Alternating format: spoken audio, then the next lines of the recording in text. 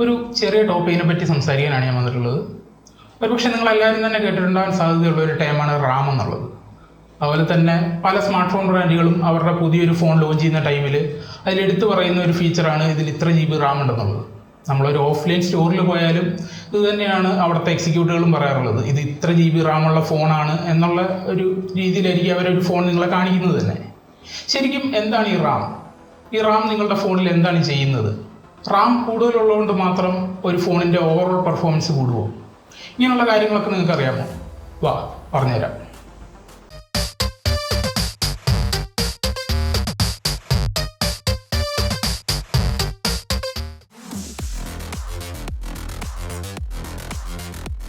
നമ്മളൊക്കെ നമ്മുടെ ഫോണുകളിൽ ആപ്ലിക്കേഷൻസ് ഇൻസ്റ്റാൾ ചെയ്യാറുണ്ടല്ലേ. നോർമലി നമ്മളൊരു ആപ്ലിക്കേഷൻ എങ്ങനെ ഇൻസ്റ്റാൾ ചെയ്യുക? പ്ലേ സ്റ്റോറിൽ അല്ലെങ്കിൽ ആപ്പ് സ്റ്റോറിൽ പോയിട്ട് ഒരു ആപ്ലിക്കേഷൻ സെർച്ച് ചെയ്യുന്നു, അത് അവിടുന്ന് ഡയറക്റ്റ്ലി നമ്മൾ ഇൻസ്റ്റാൾ ചെയ്യുന്നു. ആ ഇൻസ്റ്റാൾ ചെയ്യുന്ന ടൈമിൽ നമ്മുടെ ഹോം സ്ക്രീനിലേക്ക് അല്ലെങ്കിൽ ആപ്പ് ഡ്രോവറിലേക്ക് ഒരു പുതിയ ഐക്കൺ ആഡ് ആകുന്നു. ഇതാണ് നോർമലി ഒരു ആപ്ലിക്കേഷൻ ഇൻസ്റ്റാൾ ചെയ്യുമ്പോൾ നമ്മൾ കാണുന്നത്. ശരിക്കും ആ ഒരു ഐക്കൺ മാത്രമാണോ നമ്മുടെ ഫോണിലേക്ക് സേവ് ആകുന്നത്? ഒരിക്കലുമല്ല. ഒരു ആപ്ലിക്കേഷൻ ഇൻസ്റ്റാൾ ചെയ്യുമ്പോൾ ഒരുപാട് ഫയൽസ് ഈ പറഞ്ഞ ആപ്പ് സ്റ്റോറിൽ നിന്ന് അല്ലെങ്കിൽ പ്ലേ സ്റ്റോറിൽ നിന്ന് നമ്മുടെ ഫോണിലേക്ക് സേവ് ആകുന്നുണ്ട്. ഇവൻ റാമിനെ പറ്റി പറയാമെന്ന് പറഞ്ഞിട്ട് ഇപ്പോൾ ഇതിന് ആപ്ലിക്കേഷൻ ഇൻസ്റ്റാൾ ചെയ്യുന്നതിനെ പറ്റി പറയുന്നത് നിങ്ങൾ ചിന്തിക്കുന്നുണ്ടാവും. അത് ഞാൻ പറഞ്ഞുതരാം. ഈ റാം അഥവാ റാൻഡം ആക്സസ് മെമ്മറി എന്നുള്ളത് ഒരു ഷോർട്ട് ടൈം മെമ്മറിയാണ്.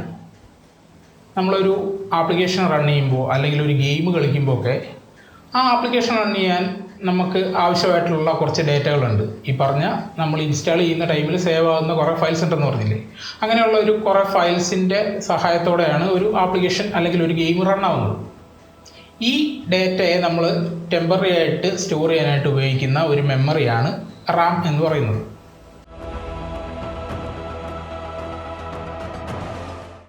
നമ്മൾ ഫസ്റ്റ് ടൈം ഒരു ആപ്ലിക്കേഷൻ ഓപ്പൺ ചെയ്യുന്ന സമയത്ത് അത് ലോഡ് ആവാനായിട്ട് ഇനിഷ്യലി കുറച്ച് സമയം എടുക്കുന്നത് നിങ്ങൾ ശ്രദ്ധിച്ചിട്ടുണ്ടോ? ഇപ്പോൾ എക്സാമ്പിളിന് നമ്മളൊരു ക്യാമറ ആപ്ലിക്കേഷൻ ഓപ്പൺ ആക്കുകയാണെന്നുണ്ടെങ്കിൽ ആ ക്യാമറ ഓപ്പണായി അതിൽ ആ ഒരു ഇമേജ് ഷോ ചെയ്യാനായിട്ട് ഇനിഷ്യലി കുറച്ച് സമയം എടുക്കും. പക്ഷേ വൺസ് അത് ഓപ്പൺ ആയി കഴിഞ്ഞാൽ നമ്മളൊന്ന് ബാക്ക് അടിച്ചിട്ട് വീണ്ടും അത് ഓപ്പൺ ആക്കിയാൽ പെട്ടെന്ന് ഓപ്പൺ ആവുന്നതാണ്. ഇതിൻ്റെ കാരണം എന്ന് പറഞ്ഞു കഴിഞ്ഞാൽ ഫസ്റ്റ് ടൈം ആ ക്യാമറ ഓപ്പൺ ആക്കുന്ന സമയത്ത് ആ ആപ്ലിക്കേഷൻ റൺ ചെയ്യാനുള്ള ഡേറ്റ ഇൻറ്റേർണൽ സ്റ്റോറേജിൽ നിന്ന് റാമിലേക്ക് സ്റ്റോർ ചെയ്തതിന് ശേഷമാണ് ആപ്ലിക്കേഷൻ ഓപ്പൺ ആവുന്നത്. പക്ഷേ സെക്കൻഡ് ടൈം നമ്മൾ ഓപ്പൺ ആക്കുമ്പോൾ ആ ആപ്ലിക്കേഷന് വേണ്ടിയിട്ടുള്ള ഡേറ്റാസ് ഓൾറെഡി റാമിൽ സ്റ്റോർ ചെയ്തിട്ടുണ്ട്. അതുകൊണ്ട് തന്നെ ആപ്ലിക്കേഷൻ പെട്ടെന്ന് ഓപ്പൺ ആവും. ഇതുതന്നെയാണ് റാം മെമ്മറി കൂടുതലുള്ള ഡിവൈസസിൻ്റെ അഡ്വാൻറ്റേജ്. റാം കൂടുതലുണ്ടെങ്കിൽ നമുക്ക് അത്ര കൂടുതൽ ആപ്ലിക്കേഷൻസ് റാമിൽ കീപ്പ് ചെയ്യാൻ പറ്റും. റാം കുറച്ചേ ഉള്ളെങ്കിൽ കുറച്ച് ആപ്ലിക്കേഷൻസേ റാമിൽ കീപ്പ് ചെയ്യാൻ പറ്റുള്ളൂ. അതുകൊണ്ട് തന്നെയാണ് റാം കുറവുള്ള ഫോണുകൾ, അതായത് പഴയ ഫോണുകളൊക്കെ നമ്മൾ കുറച്ചധികം ആപ്ലിക്കേഷൻസ് ഓപ്പൺ ആക്കി കഴിയുമ്പോഴേക്കും ചെറുതായിട്ട് ലാഗ് ആവുന്നത്.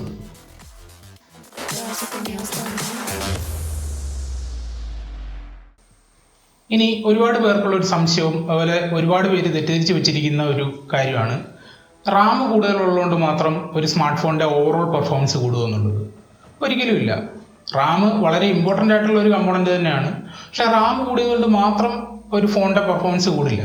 അത് കൂടണമെന്നുണ്ടെങ്കിൽ വേറെ പല കാര്യങ്ങളും നല്ല രീതിക്ക് പെർഫോം ചെയ്യണം. ഇപ്പോൾ എക്സാമ്പിളിന് നല്ലൊരു പ്രോസസ്സർ വേണം, അതുപോലെ തന്നെ നല്ല സോഫ്റ്റ്വെയർ ഒപ്റ്റിമൈസേഷൻ ഉണ്ടാവണം, അതുപോലെ തന്നെ നല്ല ബാറ്ററി ഹെൽത്ത് ഉണ്ടാവണം. അങ്ങനെ ഒരുപാട് കാര്യങ്ങൾ കമ്പൈൻ ചെയ്തിട്ടാണ് ഒരു ഫോൺ നല്ല രീതിയിൽ പെർഫോം ചെയ്യുന്നത്.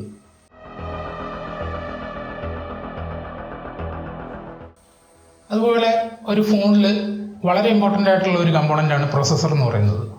ഒരു പ്രോസസ്സർ എന്ന് പറഞ്ഞാൽ ശരിക്കും ഒരു ഫോണിൻ്റെ ഒരു ബ്രെയിൻ എന്നൊക്കെ നമുക്ക് വേണമെങ്കിൽ അതിനെ വിളിക്കാൻ പറ്റും.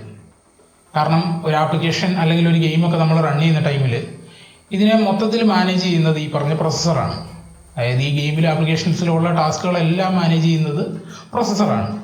അപ്പോൾ ഫാസ്റ്റായിട്ടുള്ള ഒരു പ്രോസസ്സറാണ് നിങ്ങളുടെ ഫോണിലുള്ളതെന്നുണ്ടെങ്കിൽ അതിന് ഒരേ ടൈമിൽ ഒരുപാട് ടാസ്കുകൾ കംപ്ലീറ്റ് ചെയ്യാൻ പറ്റും. അങ്ങനെ ഒരുപാട് ടാസ്കുകൾ കംപ്ലീറ്റ് ചെയ്യാൻ പറ്റുന്ന ഒരു പ്രോസസ്സർ ഉണ്ടെങ്കിൽ ഓട്ടോമാറ്റിക്കലി ഫോണിൻ്റെ പെർഫോമൻസ് കുറച്ചുകൂടെ സ്മൂത്ത് ആവും.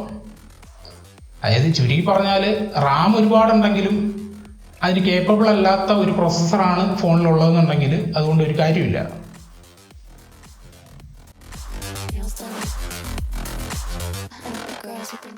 അതുപോലെ തന്നെ ഫോണിൻ്റെ പെർഫോമൻസിനെ അഫക്റ്റ് ചെയ്യുന്ന വേറൊരു ഇമ്പോർട്ടൻ്റ് ആയിട്ടുള്ള ഒരു ഘടകമാണ് നിങ്ങളുടെ ഫോണിലുള്ള സ്റ്റോറേജ് അഥവാ ഇൻറ്റേർണൽ മെമ്മറി. അതിൻ്റെ ടൈപ്പും അതിൻ്റെ സ്പീഡും നല്ല രീതിക്ക് നമ്മുടെ ഫോണിൻ്റെ ഓവറോൾ പെർഫോമൻസിനെ അഫക്റ്റ് ചെയ്യുന്നുണ്ട്. ഇപ്പോൾ നിങ്ങൾ കേട്ടിട്ടുണ്ടാവും UFS 2, UFS 3 എന്നൊക്കെ കേട്ടിട്ടുണ്ടാവും. അതൊക്കെ സ്റ്റോറേജ് ടൈപ്പുകളാണ്. ഇതിനു മുമ്പ് eMMC എന്ന് പറയുന്നൊരു സ്റ്റോറേജ് ടൈപ്പ് യൂസ് ചെയ്തിട്ടുണ്ടായിരുന്നു.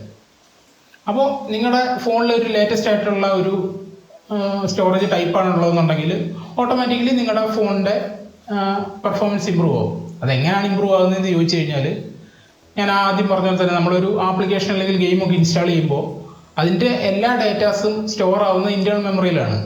അപ്പോൾ ആ ഇൻറ്റേർണൽ മെമ്മറിയിൽ നിന്ന് എത്ര ഫാസ്റ്റായിട്ട് നമുക്ക് ആ ഡേറ്റാസിനെ ആക്സസ് ചെയ്യാൻ പറ്റുന്നോ അത്രമാത്രം നമ്മുടെ ഫോണിൻ്റെ പെർഫോമൻസ് ഇമ്പ്രൂവ് ആവും.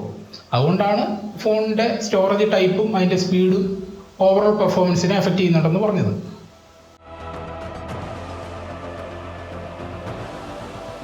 അതുപോലെ തന്നെ ക്രൂഷ്യലായിട്ടുള്ള മറ്റൊരു ഘടകമാണ് സോഫ്റ്റ്വെയറിൻ്റെ ഒപ്റ്റിമൈസേഷൻ എന്ന് പറയുന്നത്. സോഫ്റ്റ്വെയർ എന്ന് പറയുമ്പോൾ നമ്മൾ ഇൻസ്റ്റാൾ ചെയ്യുന്ന ആപ്ലിക്കേഷൻസ്, ഗെയിംസ്, അതുപോലെ തന്നെ നമ്മുടെ ഫോണിലുള്ള OS ഇതെല്ലാം ഉൾപ്പെടും കേട്ടോ. ഇതെല്ലാം നല്ല രീതിക്ക് ഒപ്റ്റിമൈസ് ചെയ്തിട്ടുണ്ടെന്നുണ്ടെങ്കിൽ ഉറപ്പായിട്ട് നമ്മുടെ ഫോണും നല്ല രീതിക്ക് സ്മൂത്തായിട്ട് വർക്ക് ചെയ്യും. ഇപ്പോൾ ചില ഫോണുകളൊക്കെ കുറച്ചൊരു എന്തെങ്കിലുമൊക്കെ ചെറിയ ഇഷ്യൂസൊക്കെ ഇനിഷ്യലി കാണിക്കുന്നുണ്ടെങ്കിലും ചില അപ്ഡേറ്റ്സ് ഒക്കെ വരുമ്പോൾ അതെല്ലാം ഫിക്സ് ആകുന്നത് അതിനെ കുറച്ചുകൂടെ ഒപ്റ്റിമൈസ്ഡ് ആയിട്ട് അവർ അപ്ഡേറ്റ്സ് കൊണ്ടുവരുന്നതുകൊണ്ടാണ്. അപ്പം സോഫ്റ്റ്വെയർ ഒപ്റ്റിമൈസേഷന് ഫോണിൻ്റെ പെർഫോമൻസിൽ ക്രൂഷ്യലായിട്ടുള്ളൊരു റോള് തന്നെ ഉണ്ട്.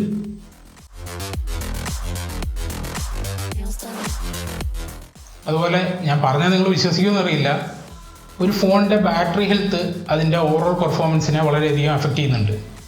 എങ്ങനെയാണെന്ന് പറഞ്ഞു കഴിഞ്ഞാൽ, ഒരു ബാറ്ററി ഏജ് ആവുന്നതിനനുസരിച്ച് അതിന് സപ്ലൈ ചെയ്യാൻ പറ്റുന്ന ഒരു പവറിൻ്റെ എഫിഷ്യൻസി കുറഞ്ഞു വന്നുകൊണ്ടിരിക്കും. അപ്പോൾ ഈ ഹാർഡ്വെയർസിലേക്ക് അതിന് വേണ്ട അളവിലുള്ള ഒരു പവർ ചെന്നിട്ടില്ല എന്നുണ്ടെങ്കിൽ ഓട്ടോമാറ്റിക്കലി ഫോൺ ത്രോട്ടിൽ ചെയ്യാൻ തുടങ്ങും. അങ്ങനെ വരുമ്പോൾ ഓട്ടോമാറ്റിക്കലി ആ ഒരു ഫോണിൻ്റെ പെർഫോമൻസ് നല്ല രീതിക്ക് കുറയും. അപ്പോൾ ഇതിന് ചെയ്യാൻ പറ്റുന്നതെന്ന് പറഞ്ഞു കഴിഞ്ഞാൽ ബാറ്ററി നല്ല രീതിക്ക് കീപ്പ് ചെയ്യുക എന്നുള്ളതാണ്. അതായത് ഓവർ ഹീറ്റ് ആവാതൊക്കെ ശ്രദ്ധിക്കുക. അതുപോലെ തന്നെ ഈ ചാർജിങ് ഒക്കെ ഒന്ന് നോക്കി തന്നെ ചെയ്യുക. എപ്പോഴും കോൺസ്റ്റൻ്റ് ആയിട്ട് ഈ 0% വരെ പോകുന്നവരെ വെയിറ്റ് ചെയ്തിട്ട് ചാർജ് ചെയ്യുന്ന പരിപാടി അവോയ്ഡ് ചെയ്യുക. അങ്ങനത്തെ കാര്യങ്ങളൊക്കെ ഒന്ന് ശ്രദ്ധിച്ചാൽ നമുക്ക് കുറച്ച് ലോങ് ടൈമിലേക്ക് ബാറ്ററി ഹെൽത്ത് കീപ്പ് ചെയ്യാൻ പറ്റും. ഇപ്പോൾ ബാറ്ററി ഹെൽത്ത് നന്നായിട്ടിരുന്ന് കഴിഞ്ഞാൽ ആ ഫോണിൻ്റെ ഓവറോൾ പെർഫോമൻസും കുറച്ച് ഇമ്പ്രൂവ്ഡ് ആയിരിക്കും. അപ്പോൾ അത്രയൊക്കെയാണ് എനിക്ക് റാമിനെ പറ്റി പറയാനുള്ളത്. അതായത് റാം എന്ന് പറയുന്നത് ഒരു വൈറ്റലായിട്ടുള്ള ഒരു കമ്പൗണ്ട് തന്നെയാണ് സ്മാർട്ട് ഫോണിൽ. പക്ഷേ റാം ഉള്ളതുകൊണ്ട് മാത്രം ഒരു ഫോണിൻ്റെ പെർഫോമൻസ് നന്നാവണമെന്നില്ല. അതിൽ ഈ പറഞ്ഞ പോലെ പ്രോസസ്സേഴ്സ്, അതുപോലെ തന്നെ storage, software optimisation, battery health, ഇങ്ങനെയുള്ള ഒരുപാട് ഘടകങ്ങൾ ഒരു ഫോണിൻ്റെ ഓവറോൾ പെർഫോമൻസിനെ എഫക്റ്റ് ചെയ്യുന്നുണ്ട്. അപ്പോൾ ഇനി നിങ്ങളൊരു ഫോൺ എടുക്കാനൊക്കെ പോകുന്നുണ്ടെന്നുണ്ടെങ്കിൽ, ചേട്ടാ ഇതിൽ 18 GB റാം ഉണ്ട്, 24 GB റാം ഉണ്ടെന്നൊക്കെ പറഞ്ഞാൽ അതും കേട്ട് ഓടിച്ചെന്ന് ആ ഫോൺ എടുക്കാതെ ഇങ്ങനെയുള്ള കാര്യങ്ങളും കൂടെ ഒന്ന് ശ്രദ്ധിക്കുക. അതിൻ്റെ പ്രോസസ്സർ ഏതാണ്, അതുപോലെ തന്നെ അതിൻ്റെ സ്റ്റോറേജ് ടൈപ്പ് എന്താണ്, സോഫ്റ്റ്വെയർ വെൽ ഒപ്റ്റിമൈസ്ഡ് ആയിട്ടുള്ള ഒരു OS-ലാണോ അത് വരുന്നത്, ഇങ്ങനെയുള്ള കാര്യങ്ങളും കൂടെ ഒക്കെ ഒന്ന് ശ്രദ്ധിച്ചിട്ട് ഫോൺ എടുക്കാൻ നോക്കുക. അപ്പോൾ ഓവറോളായിട്ട് പറയാനുള്ളത്, റാം ഒരു വൈറ്റലായിട്ടുള്ള കമ്പോണൻറ്റ് തന്നെയാണ്. പക്ഷേ റാം മാത്രമല്ല ഒരു ഫോണിൻ്റെ പെർഫോമൻസിനെ എഫക്റ്റ് ചെയ്യുന്നത്. അപ്പോൾ നിങ്ങൾക്ക് എല്ലാവർക്കും ഈ വീഡിയോ ഇഷ്ടമായി എന്ന് വിചാരിക്കുന്നു. വീഡിയോ ഇഷ്ടപ്പെട്ടാൽ വീഡിയോ ലൈക്ക് ചെയ്യുക. അതുപോലെ തന്നെ സബ്സ്ക്രൈബ് ചെയ്യാത്തവരാണെങ്കിൽ സബ്സ്ക്രൈബ് ചെയ്യുക. നിങ്ങൾക്ക് എന്തെങ്കിലും അഭിപ്രായങ്ങളോ നിർദ്ദേശങ്ങളോ ഒക്കെ ഉണ്ടെങ്കിൽ താഴെ കമൻറ്റ് ചെയ്യുക. അതുപോലെ ഇന്ന് പറഞ്ഞ ടോപ്പിക്സിനെ പറ്റി എന്തെങ്കിലും ഡൗട്ട്സ് ഉണ്ടെങ്കിൽ അതും താഴെ കമൻറ്റ് ചെയ്യുക. നമ്മൾക്കൊണ്ട് പറ്റുന്ന രീതിയിൽ അത് നമ്മൾ സോൾവ് ചെയ്ത് തരുന്നതാണ്. അപ്പോൾ ഇതുപോലുള്ള മറ്റൊരു ഇൻഫോർമേറ്റീവ് വീഡിയോ ആയിട്ട് വീണ്ടും കാണുന്നവരെ ബൈ.